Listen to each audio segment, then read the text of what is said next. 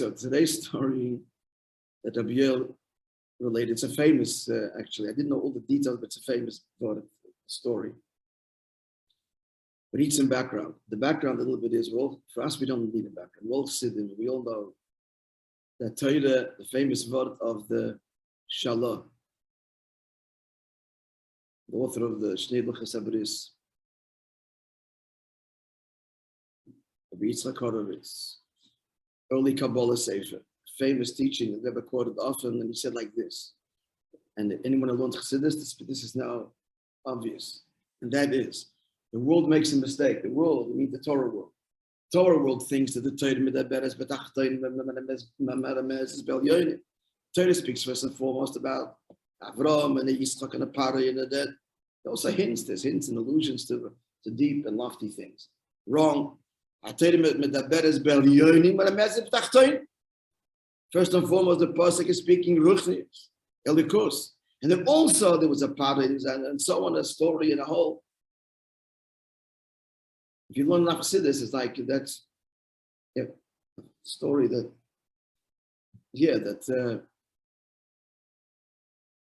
was the Alter Rebbe, I think. Maybe not even Chabad. That once the Alter Rebbe was not reading the Megillah, the Chassid, the Mittel Rebbe, if I'm not, could be the players are wrong. This isn't a good. He heard the Megillah and he said, "It's a nice story." He never heard it like this as a story. I've never read, he heard that all the likus, Achashverosh, he heard the likus and everything. Similar to hearing when the father reads, he hears only brachas. The more Chassidus you learn, the more, the way you look at Torah, that's your first hanacha. It's just the likus. There's also the pshat. Also the pshat. First the begashmius. It starts with ruchnius and devolves, and then it plays itself out at the pshat level. It's also a very deep idea. Because just a basic question. Torah is spoken about a Shabbos, I hinted to it, but Torah precedes creation by 2,000 years. So where's the free choice? The whole story is written now. Not just the whole Torah is written now. The whole story is written now. So, Kipshut Mamash, Pari and the whole Golus Mitzrayim. So the answer is, when we go to Alarichas now, but the answer is, it could play out Begashmias differently, Begashmias, and mean those same words will still be the same words. It depends on our choice and all kinds of other nuance and subtle factors.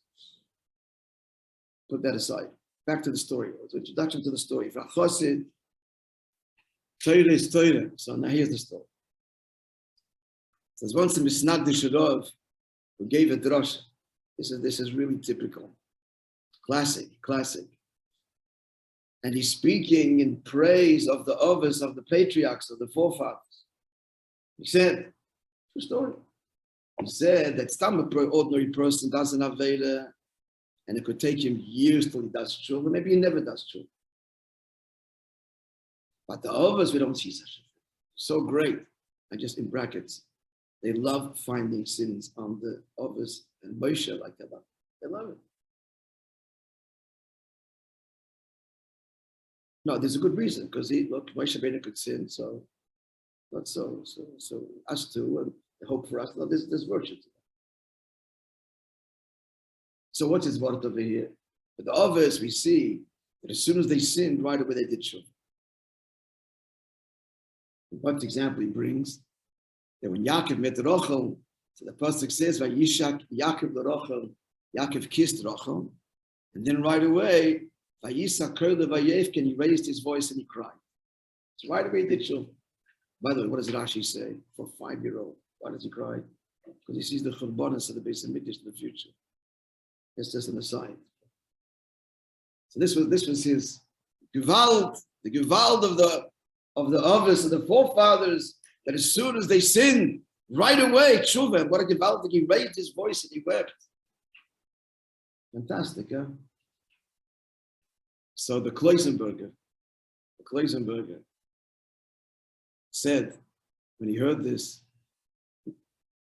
they told him, I guess the word of this Misnagdisher Darshan.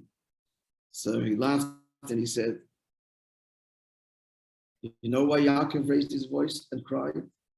Because in the future there will come such a Rav and explain the story the way he did. That's why he cried. Very, very clever, insightful, and funny retort. A good laugh of the day. All right, friends.